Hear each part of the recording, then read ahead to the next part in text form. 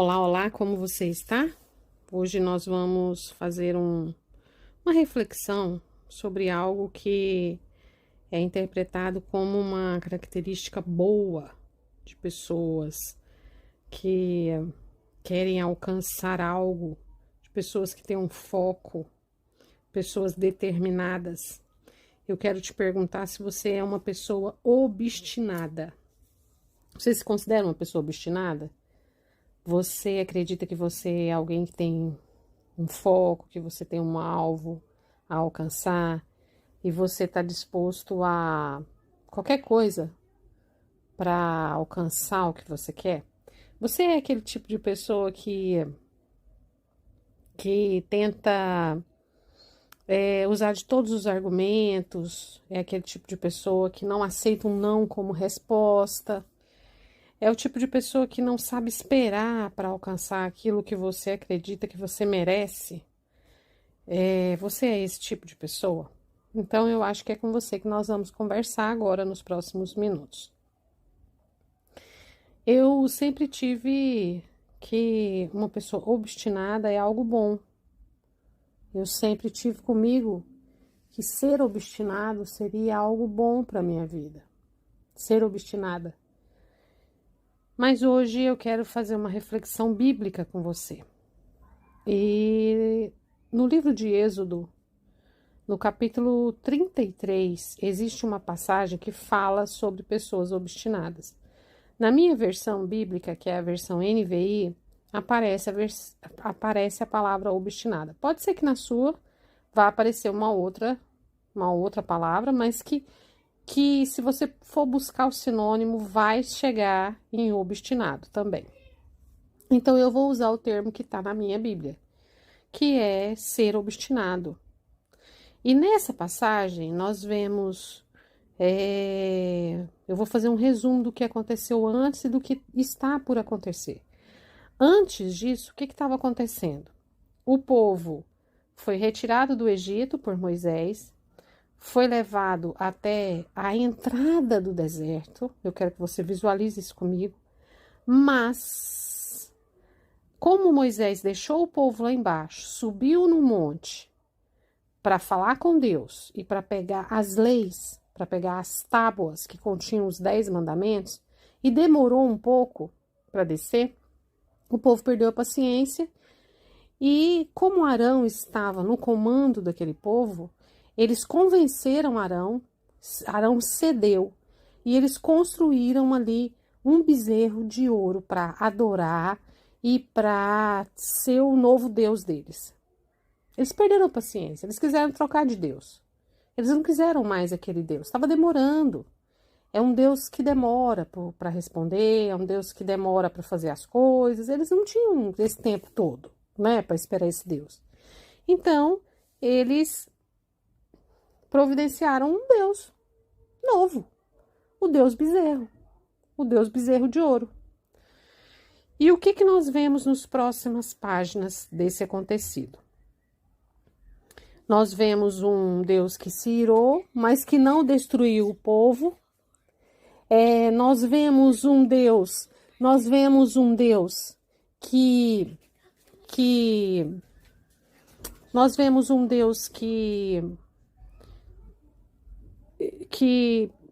perdoa, entre aspas, esse povo. É isso que eu quero dizer. Perdoa, entre aspas, esse povo. E nós vemos um Deus que diz para Moisés assim: olha, eu vou manter a minha aliança.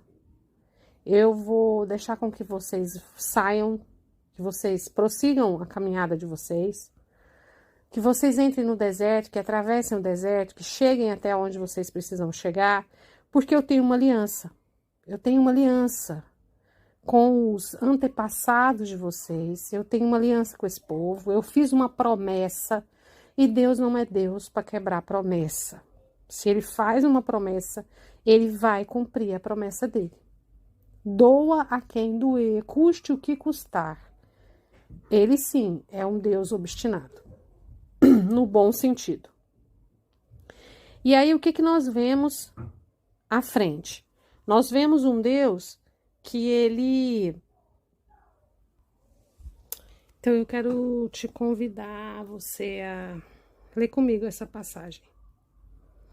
Ela está no capítulo 33. Sem mais delongas, né? Vamos ler a passagem para você entender o que eu tô querendo dizer. Capítulo 33, a partir do versículo 2. Vamos ler a partir do versículo 1.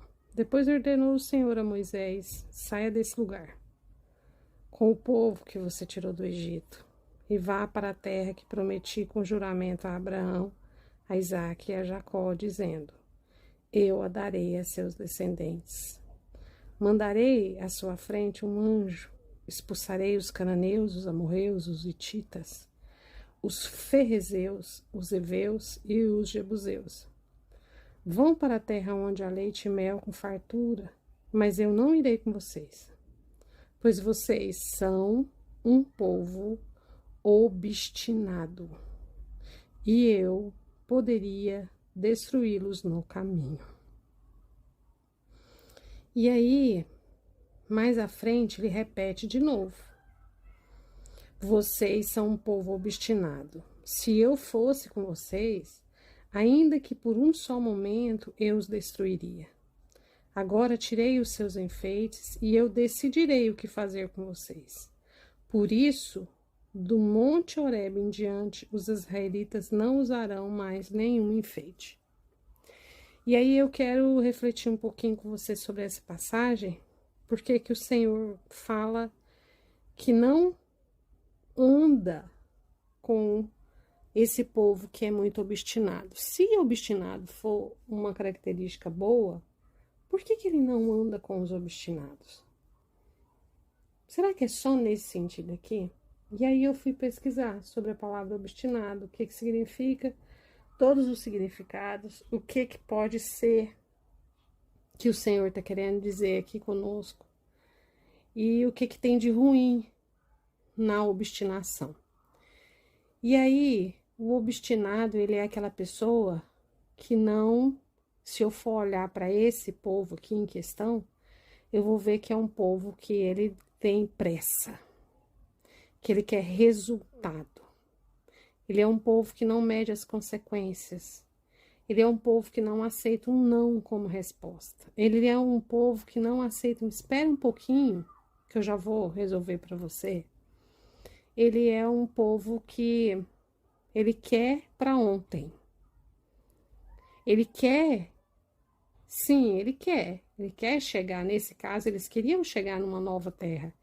Eles queriam ser resgatados, eles queriam sair daquele sofrimento todo do Egito, mas ele é um povo que ele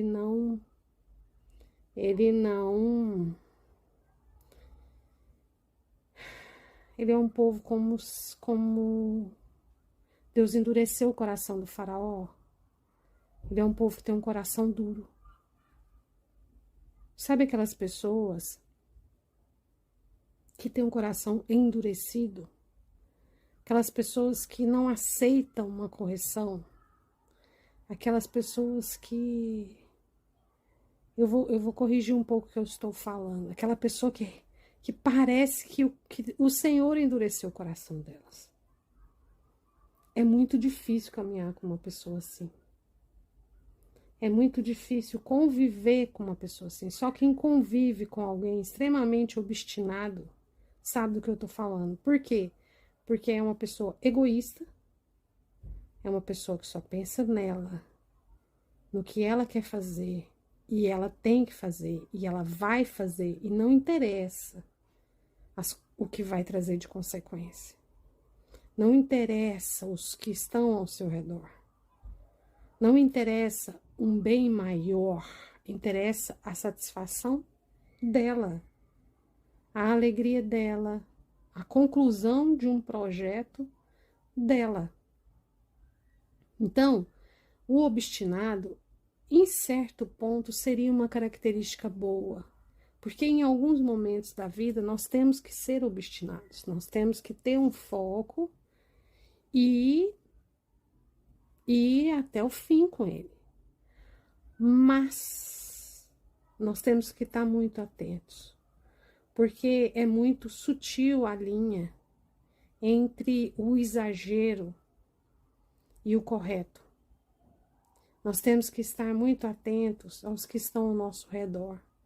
Pode ser que o meu plano, o plano que eu tenha para a minha vida e que eu me torne uma pessoa obstinada para alcançar ele, não seja o momento. O que ele vai gerar de sofrimento para os que estão convivendo comigo é maior do que a minha realização pessoal. Os sonhos de Deus, a palavra diz que os sonhos de Deus são muito maiores do que os nossos. Nós não conseguimos dimensionar os sonhos de Deus. Eles são infinitamente maiores do que os nossos, porque os nossos são sonhos egoístas. Eu sempre vou estar sonhando algo para o meu bem, para a minha felicidade. Isso está errado? Não, isso não está errado. Mas eu tenho que entender que existem os meus sonhos, os que eu sonho, que é algo que vai me fazer feliz, que vai me trazer uma satisfação, mas existe um sonho maior do que o meu. Existe um sonho que não abrange só a minha realização pessoal, mas que vai abranger um todo, vai abranger mais gente. E o Senhor sempre, eu vou repetir, o Senhor sempre vai dar prioridade para os sonhos que atingirão um número maior de pessoas, que resgatará um número maior de pessoas, que salvará um número maior de pessoas.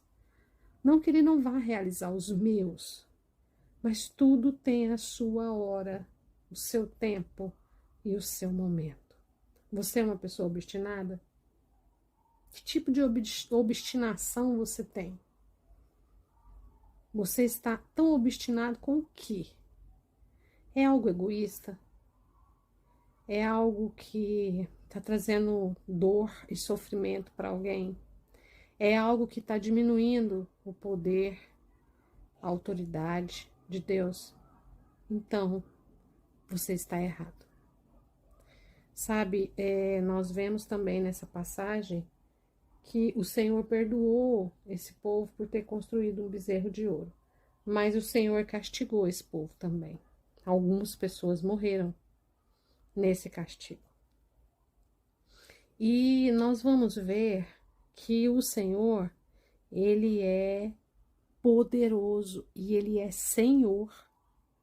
Nós temos nos esquecido muito disso nesses momentos atuais, porque tem sido falado de um Deus só de amor, um Deus complacente, um Deus misericordioso. Tem se usado muito esses termos ultimamente.